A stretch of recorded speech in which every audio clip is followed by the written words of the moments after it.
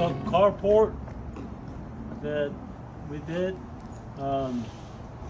It's a little different. I want to show you the ceiling.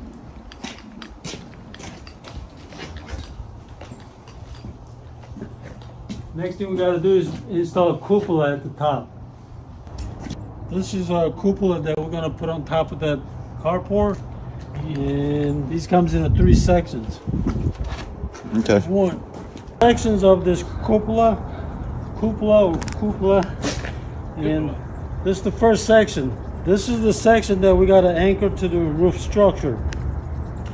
All right, here's the second section.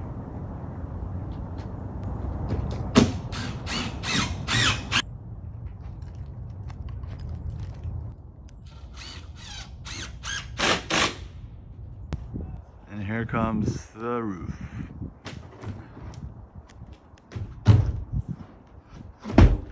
Alright, tell me which way is north, east, south.